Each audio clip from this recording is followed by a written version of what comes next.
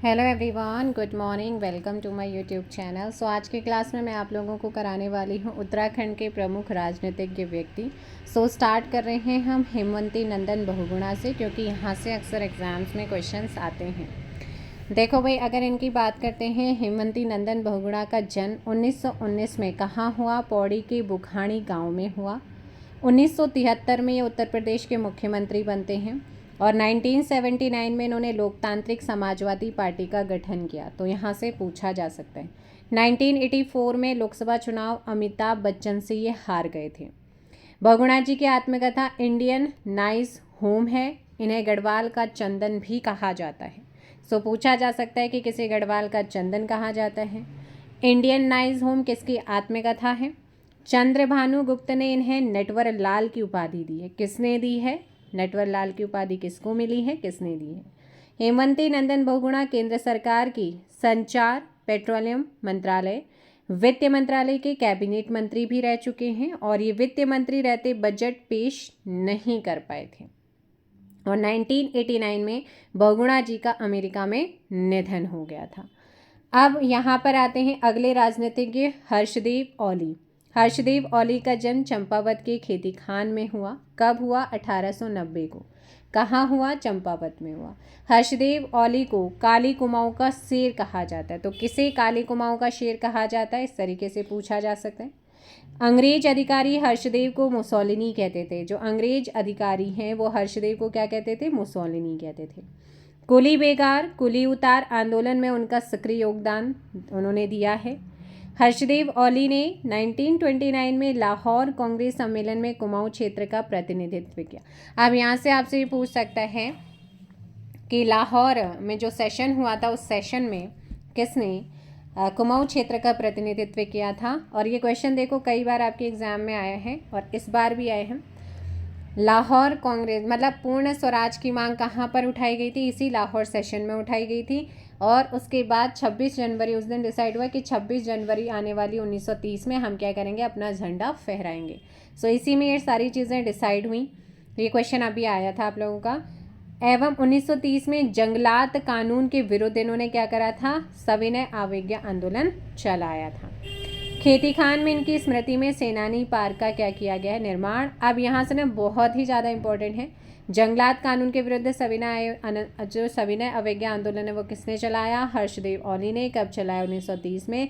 लाहौर कांग्रेस सम्मेलन में कुमाऊं क्षेत्र का प्रतिनिधित्व किसने किया और कब किया? तो यहाँ से ये पूछे जा सकते हैं। और मुसोलिनी किसे कहते थे? अंग्रेज अधिकारी हर्षदेव औली को कहते थे। कुमाऊं का शेर किसे कहा जाता है? हर्षदेव औली को कहते हैं। अगले आते हैं मानवेंद्र शाह। इनका जन्म 25 अक्टूबर 1946 को टेरी में राज तिलक हुआ इनका, और इनका तिलक होता है। और 1949 में इन्होंने टिहरी विलयीकरण पर हस्ताक्षर किए। अब यहाँ से ना दो तरीके से क्वेश्चन पूछा जा सकता है कि मानवेंद्र शाह का टिहरी में राज तिलक कब हुआ था? 25 अक्टूबर 1946 को इनका राज तिलक होता है। और इन्होंने टिहरी रियासत का विलयीकरण हुआ था। कब हुआ? 1949 में हुआ। किसके समय हुआ है? मानवेंद्र शाह के समय हुआ। मानवेंद्र शाह ने 1952 में पृथक राज्य की मांग उठाई। टिहरी संसदीय क्षेत्र से 8 बार लोकसभा सांसद मतलब चुने गए हैं। मानवेंद्र शाह आयरलैंड में भारत की राजदूत भी रहे हैं। अब आते हैं अगले यहाँ पर राजनीतिज्ञ रमेश पोखरियाल निशंक। पौड़ी गढ़वाल से हैं। 17वीं लोकसभा में शिक्षा मंत्री बनने वाले राज्य के पहले व्यक्ति। रमेश पोखरियाल उत्तराखंड के 5वें मुख्यमंत्री भी रह चुके हैं। इनका पहला कविता संग्रह समर्पण था और इनके अन्य कविता संग्रह भी अ वतन मेरे लिए, मुझे विधाता बनना है, नवांकुर, ये इनकी कुछ अन्य कविता संग्रह है। इनके कुछ कहानी संग्रह भीड़ साक्षी है, एक और कहानी, बस एक ही इच्छा और रोशनी की एक किरण। निशंक जी के उपन्यास में मेजर निराला, पहाड़ से ऊंचा, बीरा, शिखरों का संघर्ष, अपना पराया। निशंक द्वारा रचित अन्य रचना में प्रलय के बीच, मेरी कथा मेरी व्यथा, सपने जो सोने न दे, सफलता के अचूक मंत्र व संसार कायरों के लिए नहीं है आदि, ये इनकी क्या हैं? कुछ रचनाएं हैं निशंक जी के बारे में। और इनके अलावा यहाँ पर अगले राजनीतिज्ञ कौन हैं? मेजर जनरल भुवन चंद्र खंडूरी। इनका जो पैतृक निवास है, जन्म इनका देहरादून में हुआ, लेकिन पैतृक निवास कहाँ का है? पौड़ी का है। 1991 में ये पौड़ी गढ़वाल से लोकसभा सदस्य चुने गए। भुवन चंद्र खंडूरी केंद्र सरकार में सड़क परिवहन एवं राजमार्ग मंत्रालय कैबिनेट मंत्री के पद पर रह चुके। 2007 में राज्य के दूसरे मुख्यमंत्री के रूप में इनको चुना गया था, निर्वाचित मुख्यमंत्री। प्रकाश पंत पिथौरागढ़ निवासी हैं। प्रकाश पंत उत्तराखंड की अंतरिम सरकार में विधानसभा के पहले अध्यक्ष। 2008 में राज्य का प्रथम उत्कृष्ट विधायक का पुरस्कार इनको मिला है। प्रकाश पंत के द्वारा रचित रचनाएं में एक थी कुसुम कहानी है, प्रशब्द है, दूसरा एक आवाज़ काव्य संग्रह, आदि कैलाश यात्रा यात्रा वृतांत है, और मैं काली नदी। इनकी क्या है रचनाएं हैं।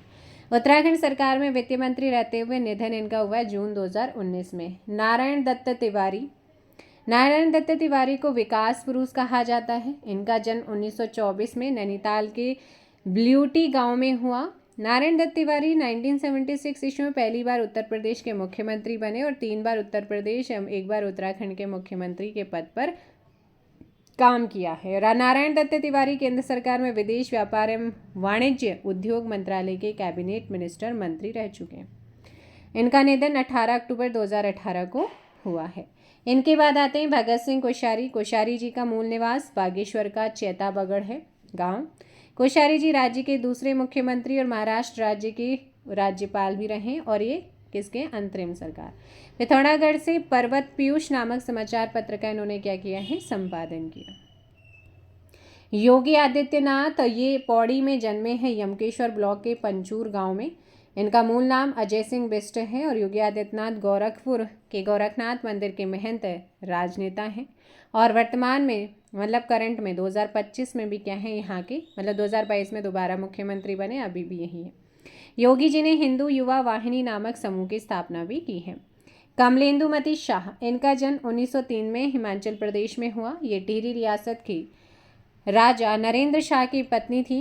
कमलेंदुमती शाह 1952 में पहली बार आम चुनाव टिहरी संसदीय सीट से जीतकर संसद पहुंची और 1958 में इनको पद्म भूषण दिया गया। जीवन ज्योति नामक कविता संग्रह के लेखक कमलेंदुमती शाह थी और इनकी अन्य पुस्तक माई इम्प्रेशंस ऑफ अमेरिका है। 1962 में नरेंद्र महाविद्यालय स्थापित किया इन्होंने और कमलेंदुमती शाह के प्रयासों से ही हुआ इसका गठन हुआ है और सन 1999 में इनका निधन हो गया था। ये थे आप लोगों के कुछ प्रमुख राजनीतिज्ञ और उसके बाद हम करेंगे उत्तराखंड की कुछ प्रसिद्ध महिलाओं के बारे में। फिलहाल उत्तराखंड के राजनीतिज्ञ, अब यहाँ से कुछ भी नहीं पूछेगा ना तो इस संबंध पूछ लेता है। प्रकाश पंत या एक राजनीतिज्ञ उनके क्षेत्र दिया जाता है, 1-2 स्पोर्ट्स से उठा लेगा, एक पर्यावरणविद से उठा लेगा, एक राजनीतिज्ञ, और उनको फिर मिलाना है कि वो समाज सेवी हैं या राजनीतिज्ञ हैं या पर्वतारोही हैं या फिर स्पोर्ट्स है। तो मैचिंग वाले इस तरीके से क्वेश्चन आते हैं, इसलिए आप लोगों को ये ध्यान देना ज़रूरी होता है। और वैसे भी यहाँ से काफ़ी पॉसिबिलिटीज़ अच्छे क्वेश्चन यहाँ से बन सकते हैं।